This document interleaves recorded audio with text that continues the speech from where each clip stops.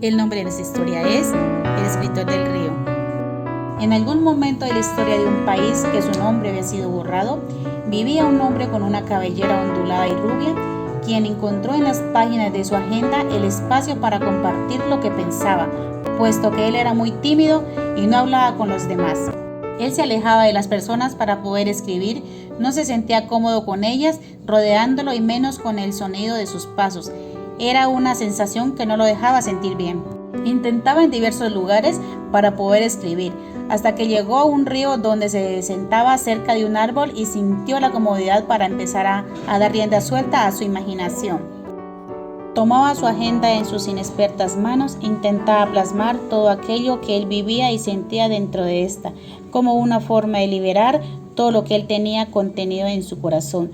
Cuando llegaba el momento de leer lo que él había escrito, no acababa de sentirse a gusto, puesto que él reconocía que le faltaba mucho conocimiento para que esas páginas reflejaran de verdad su sentimiento. Empezó a tomar libros donde le enseñaban cómo escribir, cómo expresarse, cómo llegar al lector y demás virtudes del escritor. Entendía que desde el texto existían nociones como el tono, la frase o la palabra que le permite afirmar alguna situación, generar sensaciones o empatía en el lector, incluso influir en su pensamiento. Él no quería que fuese evidente que se trataba de él la historia o que se supiera que él era el autor, por lo que empezó a recurrir a diversas herramientas como el desdoblamiento del comunicador, la parodia y la ironía para generar confusión en quién era el autor. Un día perdió su agenda mientras caminaba por la calle y lo encontró una persona. Ella empezó a leer esas páginas y sentir curiosidad por la forma en que escribía esta persona, pues ella empezó a sentir pasión por esas emociones escritas y caminó hacia el río que describía el autor en sus historias.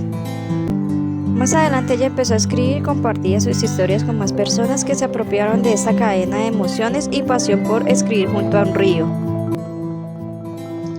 Un día llegó este hombre de cabello ondulado y encontró a todas estas personas en el río escribiendo.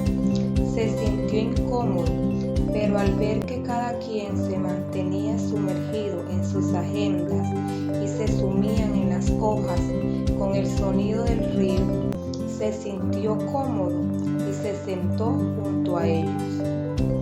Después de unos días empezaban a compartir sus historias y el hombre de cabello ondulado sentía cómo su estilo estaba siendo tomado por los demás. Pero antes que molestarse, sintió agrado y él les explicaba lo que aprendía y cómo usar la información que la tenía con la información conocida, como en el tema rema. Así se formó un gran grupo de escritores y surgió de manos de ellos las historias del escritor del río, donde todos aportaban a textos, donde se mantenía la objetividad del escritor y no se empleaba el yo, sino que se sentía un autor lejano y difícil de identificar.